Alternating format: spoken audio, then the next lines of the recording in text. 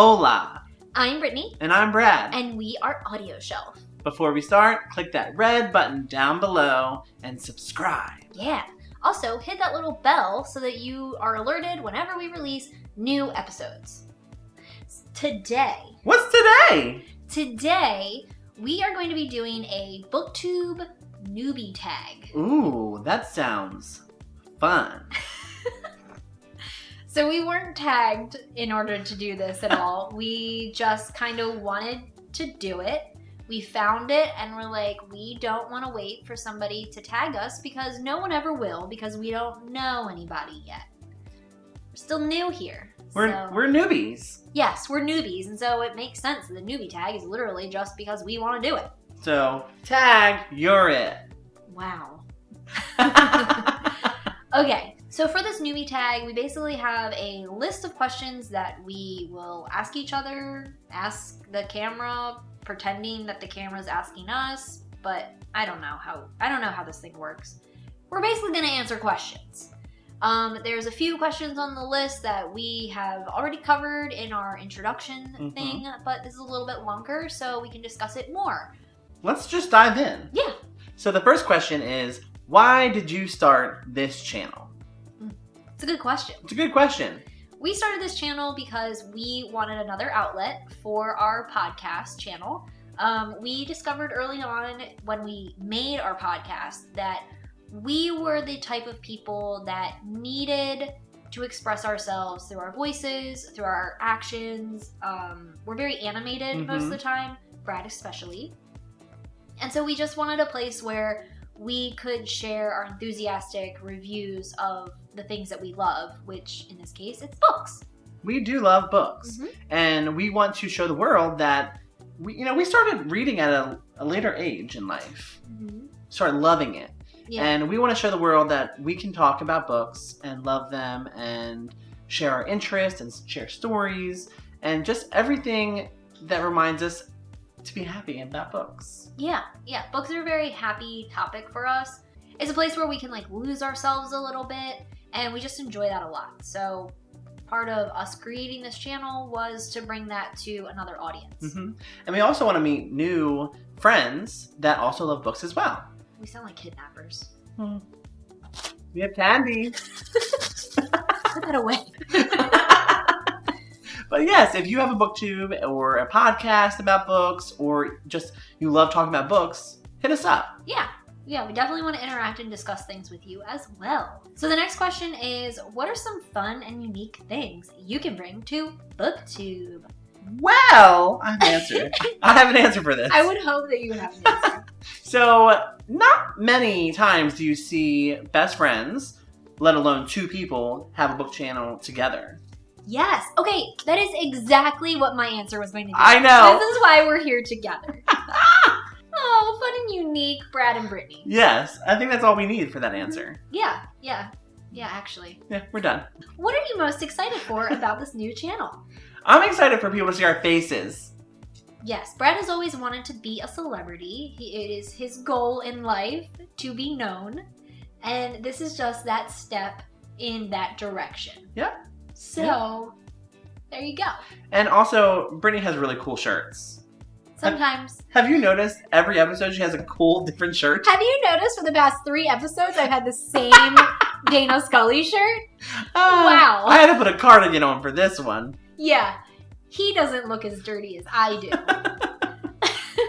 We just recorded 3 episodes today. Yeah. Give us a break. We have a lot to get through because Brad's going on vacation, then I go on vacation, so we're not going to see each other for a little while. Like 2 weeks. That's the longest that we haven't seen each other in a long, long time. I know, right? Yeah. So what I'm most excited for about this new channel is bringing a new kind of review to our world. Yes. We're honest. Yeah. And I feel like a lot of booktubers may have this feeling of having to provide a positive review on their books that they receive. And sometimes they don't even read the books that they receive. And we want to make sure we're providing honest reviews on books that we receive and actually read them. Yeah. And so we're really excited to start getting these hardback copies of these books and able to go into them and figure out how having the physical copy and having the audio copy differs, because it's really immense how different our podcast is from the BookTube. Yes. So that's what I'm kind of excited about. And a lot of people don't give credit to audiobooks.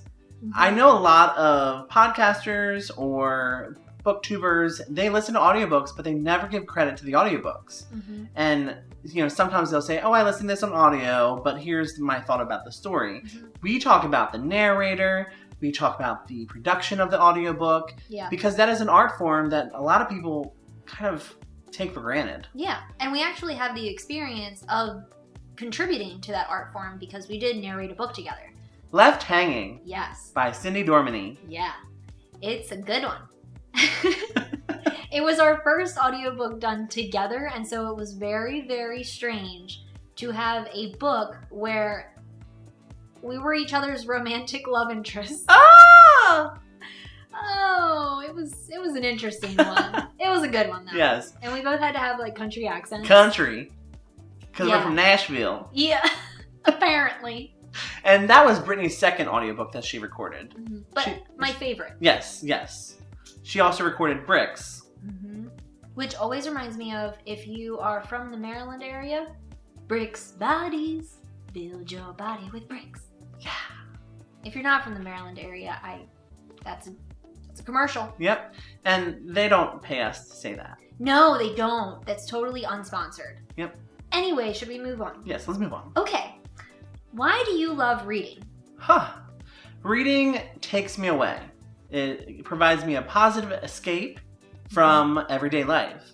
And it gets me into different worlds that I've never imagined being a part of. It allows me to meet different characters that I want to be friends with, or even fall in love with, or hate, but love to hate at the same time. Yeah. I love the dimensions that reading can give my own life. That was the perfect answer. And I'm going to steal it. And basically everything Brad said came from my mouth too. So, what book or series got you into reading? Okay, so there's a few different branches here. The one that got me into audiobooks is one that Brad suggested to me to listen to, which was the Selection series. Oh, Maxim. Narrated by Amy Rubinate. Amy Rubin. So good. I didn't realize that a female narrator could make me fall in love with a male character so much. It was amazing. It was beautiful. It was phenomenal. Made me question my sexuality. You fell in love with Maxon and you like men. But she was a woman. Oh, that's right. It made me question my sexuality too. Yeah, so, the Selection definitely was a big part of our beginning AudioShelf. Yeah. We also loved Danielle Page's the Dorothy Must Die series. Loved that one. We loved some Sherry LaPena. Oh, yes. Sherry. She was, I believe, the first thriller book. Yes. That we listened to. Yes, and we were obsessed. We were insane over The Couple Next Door. Like, it was a book that really got us on this kind of figuring out which genre was the genre for us. And so we credit Sherry LaPena with us continuing on in the thriller genre and being able to provide honest reviews of those kinds of books. The series that got me into reading as a whole, I would have to say, is Harry Potter. Oh, okay. All right. So in 5th grade, my 5th grade teacher read us The Philosopher's Stone, and she would take time out of every class that we had at the end of the day, and she would read a chapter of the book. And it was before the movies came out.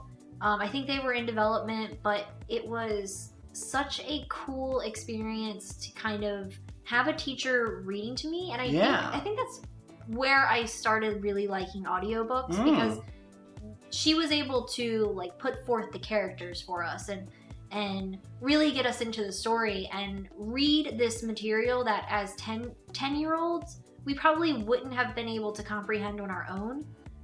So it was really nice to have her do that for us. So thanks, Miss Johnson. After college, when I was able to read for personal pleasure, I picked up the Twilight series, as did several billion other people did. Yep. And that book did get me into reading. Even though it wasn't the best book ever, it got me to bigger and better books. But I do credit the Twilight series for getting me involved with picking up a book again for personal pleasure. Yep, I'm back now. Brittany hates Twilight. I do. Don't try to change my opinion because you won't. You won't. And I'm not going to share my opinion with you because I won't change yours. And that's fine. Yes. The next question is, what questions would you ask your favorite booktubers? That's a good one because I can't say that we have really talked to a lot of booktubers at all. We haven't gotten to interact with the community as much as we would like to. Mm-hmm. We're really prominent on Twitter at the moment, and so that's kind of where a lot of our social media presence is. Yeah.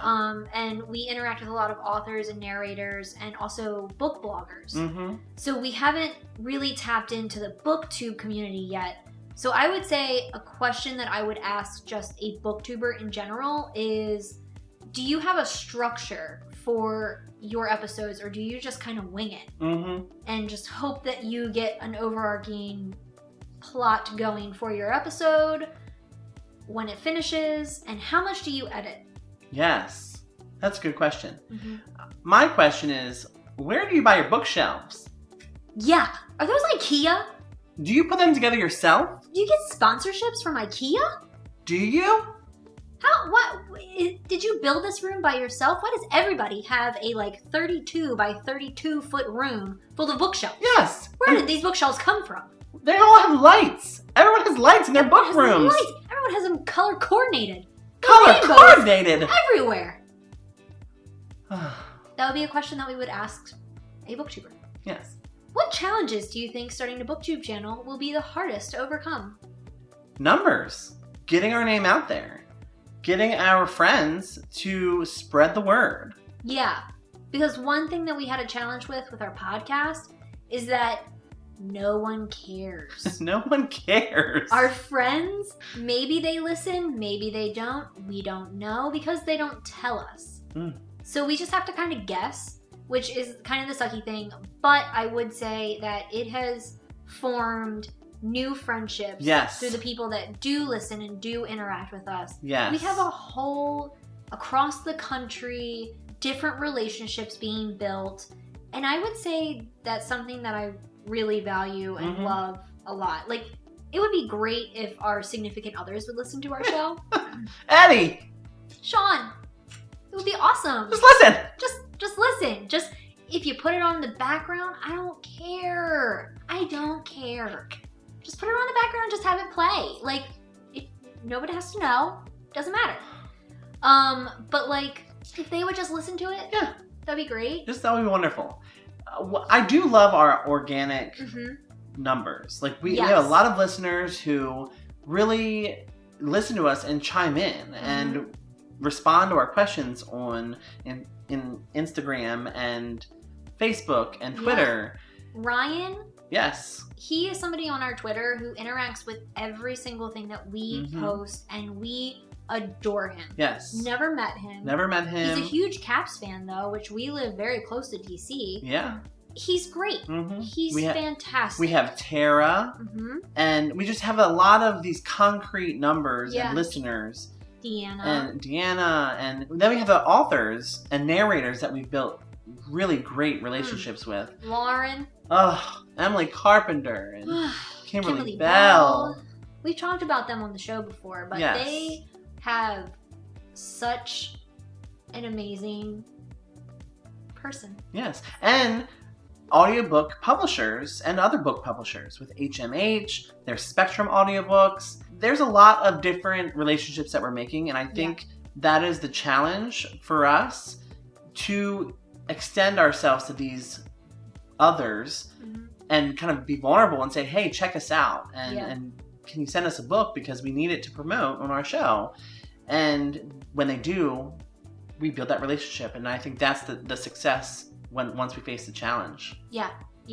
And it's been really great because even though the people that are closest to us rarely have the time to listen, these new people that we would have never gotten a chance to interact with had we not been doing our podcast and our BookTube are now very close to us and have reached out during difficult times, and they're just amazing. So I don't know if that's a challenge.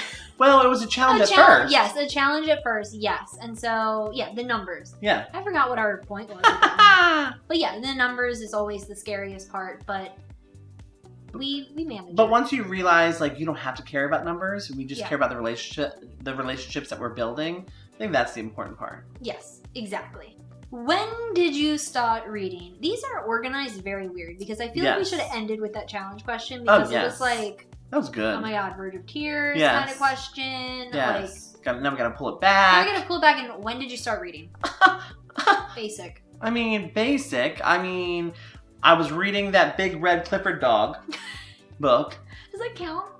I think so. I mean, you hope it does because you put it on your Goodreads. Yes, I did. You gotta get the numbers up. We just said numbers don't matter, but they freaking matter. But the first time I started really reading was after college, like I said.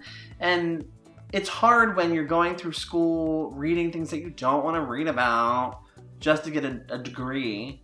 Yeah.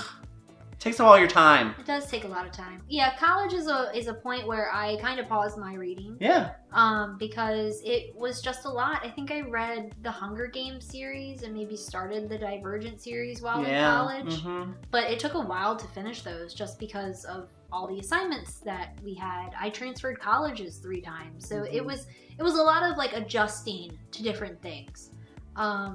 For me, I started reading, I remember the exact day. Well, actually, I don't remember the exact number day, but I remember the exact moment that I started reading was in 5th grade again. Book fair day. Oh, I love me a good book fair. Also parent-teacher conference day, where my parents were told that I was probably going to fail 5th grade. And it's going to get heavy. They were saying that I wasn't showing my intelligence enough and that I was going to be ranked very lowly in 6th grade because they had the number system back then. So I was going to be in like the special kind of classes. And I was just like, I overheard that. And it was at that moment where I decided that I was going to really show that I could do these things. That I was not someone that was just going to coast through the classes. I was going to apply myself, finally. I don't know why the teacher telling my parents this was a wake-up call, but it was. And so we went to the book fair. We got a bunch of like those R.L. Stine Choose Your Own Adventure books. Yes. Oh, that's why you like Choose Your Own Adventure. Yes. Okay. Got a lot of I can't remember the names of them, but the covers were always colorful, kid books. And they were like 75 pages. And Magic Tree House? I don't know. I love me a Magic Tree House. I can't remember the names, but I just blew through all kinds of books. I could not get enough of books.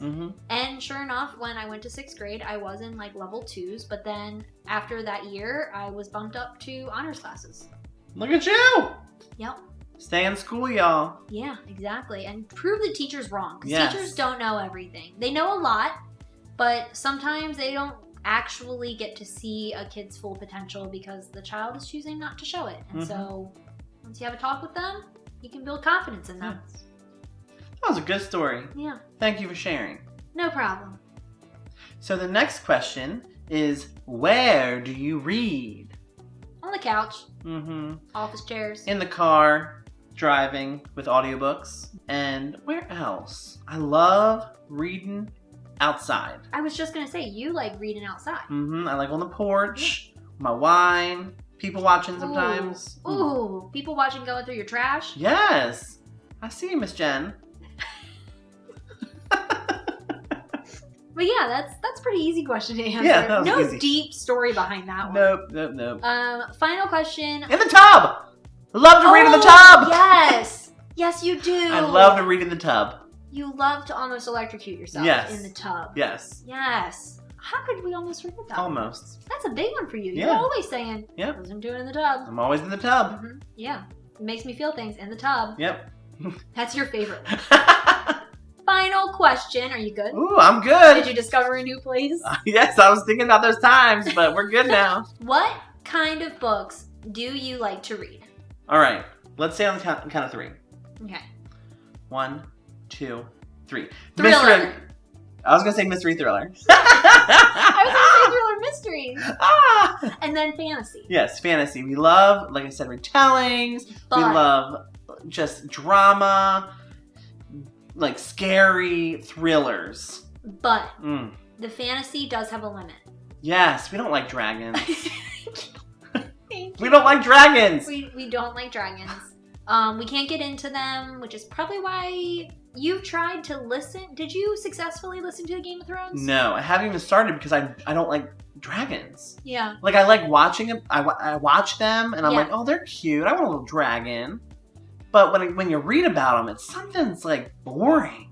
Yeah, it's just something that's like, I don't know what it is. I don't even think we can explain it. It's just something. Something about dragons. Yeah. And I don't really like sci-fi. I'm not a huge sci-fi fan. I think it's something with, we like the suspension of reality just enough. So we get that with these retellings. Yes. Where there's still the human element where they're still going through struggles of like, oh, I like this guy, but he's evil. Mm-hmm. And he casts magic. And we can look past the casting magic part because the human relationships are still so strong. Yes. And we also really love magic. We love witches. magic. Yes, witches are the best. Witches are amazing. Mm-hmm. But things like aliens, we listen to the X-Files books, obviously. And I would say that those like alien books are even a little too much for us. Mm-hmm. Just because it is a lot. Robots are too much for me. Yep. Yeah, feel it. Yeah, robots. Yeah. Like AI things I think we would be able to do because they would resemble humans so much. But we don't know because there's not a really good like amount of AI books. A go-to for us is also YA. Mm-hmm. We like YA fiction, contemporary, just kind of romance, some humor. Yeah. But thriller is where it's at. Thriller is what gets us through a book in legit one day. Yes, psychological thrillers. Like it could be a 10-hour book and we will plow through that. Brad listens to it through clients. Yes. I listen to it through client meetings. Yes. Don't care. Mm-hmm. You know, some of our favorite authors in that would be like Ruth Ware. Mm-hmm. Shirley Pena. Emily Carpenter. I love saying Shirley Pena's name. You do. Kimberly Bell. Kimberly Bell. She does like domestic thrillers. Yes. You know, there's also Leanne Moriarty. Oh, yeah. I always have a hard time pronouncing her name. But she does a lot of family stories, but sometimes there's some mystery involved. Yeah. Of like, who killed this person? Yeah. Another person that we really liked, we listened to her book called The Sister. Louise Jensen. Louise Jensen. Good memory. I just looked it up because I was trying to like plot out some different things, and I was thinking of all of those books that have the blankety blank best psychological thriller of the new year. Yes. That's the title. She also has The Gift. The Gift, The Surrogate. The Surrogate. Yeah, she has a bunch. Yeah, she has a bunch that we really want to read because we really liked The Sister. It was a shocking book for us to have liked. It was so good. Like, we did not expect it because the title was The Sister, the best psychological thriller of 2017, and also mental health, looking into your psyche of today, sister pants. Extraordinary. Yeah. It was a long title. It was a long title. But it was a shock. It slapped us in the face. Yes, and we love to get slapped in the face. I think that about does it for our newbie tag. I enjoyed that. I enjoyed that too. And we're supposed to say people that we would tag, but we don't know who's out there. So if you want to be tagged, please let us know. Yeah, let us know and consider yourself tagged. Yeah, you are tagged, and then here now. And then let us know in the comments, and we'll kind of reach back out at you and say like, yeah, we're gonna watch your video. Yeah, absolutely. We're always looking for new channels to subscribe to as well. We're finding them slowly, but we want to know that you're out there as well because we can't subscribe to you if we don't know about you. So interact with us on social medias, our Twitter, our Facebook, our Instagram, our YouTube. Leave a comment. Yeah, we want to hear from you. So let's chat. So until next time. Bye. Oh, and subscribe. Yeah, subscribe. Yep.